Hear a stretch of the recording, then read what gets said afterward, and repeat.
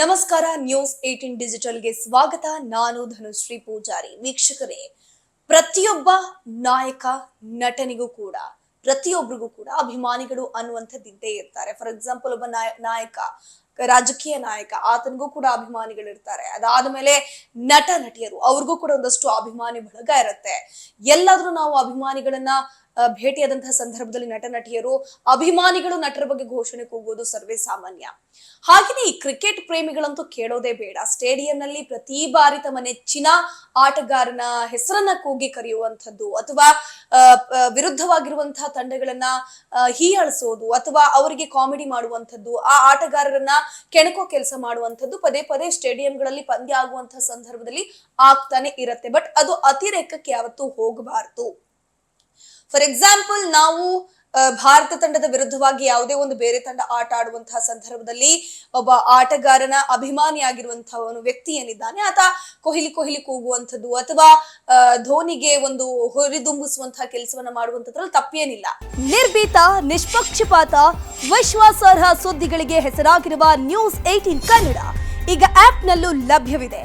ದಯವಿಟ್ಟು ಇಲ್ಲಿರುವ QR code ನ ಸ್ಕ್ಯಾನ್ ಮಾಡಿಕೊಂಡು ಆಪ್ ಡೌನ್ಲೋಡ್ ಮಾಡೋದಕ್ಕೆ ಮರಿಬೇಡಿ. ನಿಮ್ಮ ಬೆಂಬಲ ಹೀಗೆ ಸದಾ ನಮ್ಮೊಂದಿಗಿರಲಿ. ಧನ್ಯವಾದ.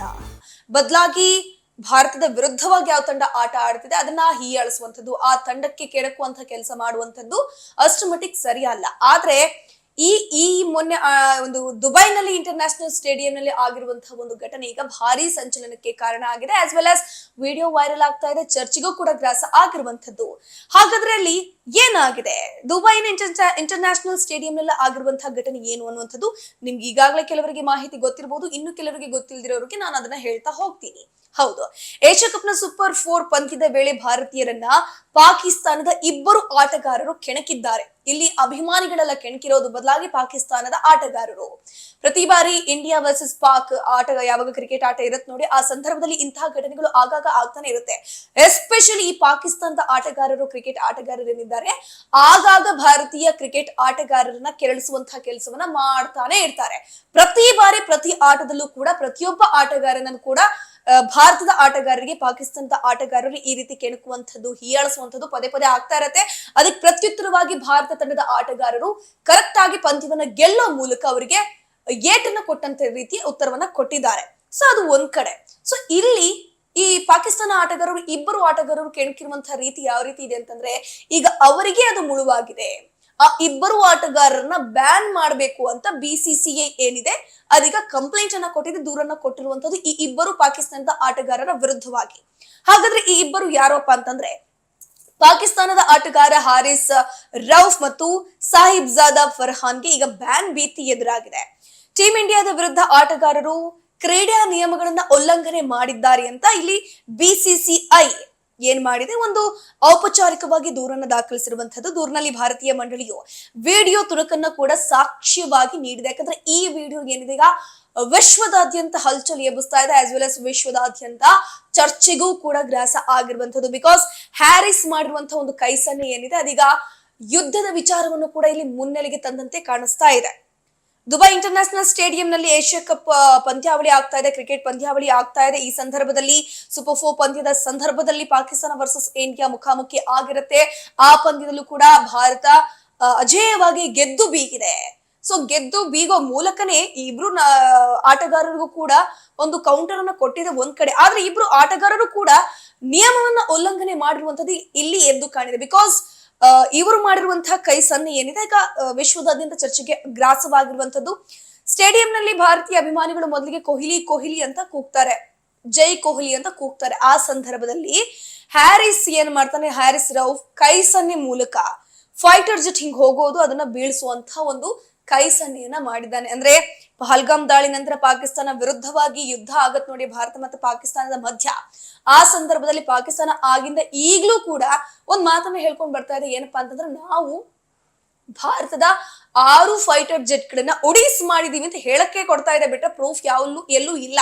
ಅಂಡ್ ಮೋರೋವರ್ ಭಾರತ ಕೂಡ ಏನ್ ಹೇಳಿದೆ ಅಂತಂದ್ರೆ, ನಮ್ಮಲ್ಲಿ ಯಾವುದೇ ಫೈಟರ್ ಜೆಟ್ ಅಲ್ಲಿ ಬಿದ್ದಿಲ್ಲ, ಅವ್ರು ಒಡಿಸ್ ಮಾಡಿಲ್ಲ.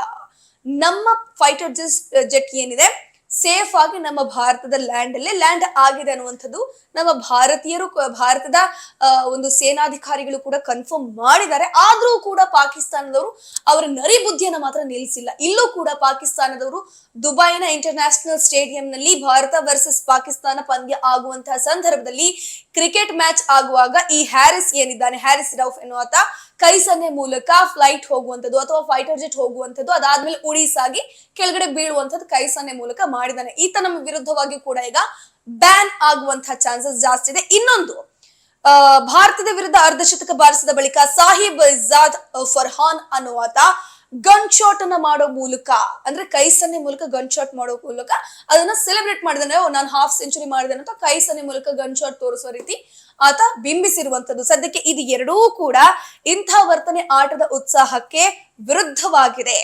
ಅದ್ರ ಜೊತೆಗೆ ಈ ವಿರುದ್ಧ ಕಠಿಣ ಕ್ರಮ ಕೈಗೊಳ್ಳಬೇಕು ಅಂತ ಒತ್ತಾಯಿಸಿದ್ದೇವೆ ಅಂತ ಬಿಸಿಸಿ ಏನಿದೆ ಆಂಡಿ ಪೈಕ್ರಾಫ್ಟ್ಗೆ ದೂರನ್ನ ಕೊಟ್ಟಿದೆ. ಇಬ್ಬರನ್ನು ಕೂಡ ಆದಷ್ಟು ಬೇಗ ನೀವು ಬ್ಯಾನ್ ಮಾಡಬೇಕು ಅಂತ ಹೇಳಿದೆ. ದೂರಿನ ಪ್ರಕಾರ ಇಬ್ಬರು ಆಟಗಾರರ ನಡವಳಿಕೆಯು ಉದ್ದೇಶಪೂರ್ವಕವಾಗಿದೆ ಮತ್ತು ಕ್ರೀಡಾ ಮನೋಭಾವದ ಸ್ವೀಕಾರ್ಹ ಮಿತಿಯನ್ನ ಮೀರಿದೆ ಅಂತ ಇಲ್ಲಿ ಬಿಸಿಸಿ ಉಲ್ಲೇಖ ಮಾಡಿರುವಂತದ್ದು. ಮೊದಲಿಗೆ ಇವ್ರು ಮಾಡಿರುವಂತದ್ದು ತಪ್ಪು. ಯಾಕಂದ್ರೆ ಆಟವನ್ನ ಆಟದ ರೀತಿಯಲ್ಲೇ ನೋಡ್ಬೇಕು ಹೊರತಾಗಿ ಭಾರತ ಮತ್ತು ಪಾಕಿಸ್ತಾನ ಅದರ ಮಧ್ಯೆ ನಡೆದಿರುವಂತಹ ಯುದ್ಧವನ್ನ ಇಲ್ಲಿ ತರುವಂತದ್ದು ಅಲ್ಲ. ಸೊ ಇದು ಒಂದ್ ಕಡೆ. ಅಂಡ್ ಮೋರ್ ಓವರ್ ಇವರಿಬ್ರು ಕೂಡ ಕ್ರಿಕೆಟ್ ಆಟದ ನಿಯಮನ ಉಲ್ಲಂಘಿಸಿರೋದ್ರಿಂದ ಬಹುತೇಕ 90% ಇವರಿಬ್ರು ಕೂಡ ಬ್ಯಾನ್ ಆಗುವಂತಹ ಚಾನ್ಸಸ್ ಜಾಸ್ತಿ ಇದೆ. ಒಂದು ವಿಷಯ ಗಮನಿಸಬೇಕು ನಾವು, ಪಾಕಿಸ್ತಾನ ಕ್ರಿಕೆಟ್ ತಂಡದಲ್ಲಿ ಈಗಾಗಲೇ ಎಲ್ಲರೂ ಕೂಡ ಆಲ್ಮೋಸ್ಟ್ ಫ್ರೆಶರ್ಸ್ ಇರೋದು, ಹೊಸಬರು ಆಟಗಾರರೇ ಇರೋದು, ಯಾರು ಕೂಡ ಹಳೆ ಬೇರು ಯಾವುದು ಕೂಡ ಲಸ್ಟ್ ಮಟ್ಟಿಗೆ ಇಲ್ಲ. ಸೊ ಹಾಗಾಗಿ ಚಿಗುರೋ ಹೊತ್ತಲ್ಲೇ ಇವರು ಮುರಿದು ಬಿದ್ರೆ ಇವರ ಕತೆ ಏನು ಅಂತ ಈಗ ಮಾತುಗಳು ಕೂಡ ಕೇಳಿ ಬರ್ತಾ ಇದೆ. ನಿರ್ಭೀತ, ನಿಷ್ಪಕ್ಷಪಾತ, ವಿಶ್ವಾಸಾರ್ಹ ಸುದ್ದಿಗಳಿಗೆ ಹೆಸರಾಗಿರುವ ನ್ಯೂಸ್ 18 ಕನ್ನಡ ಈಗ ಆಪ್ನಲ್ಲೂ ಲಭ್ಯವಿದೆ.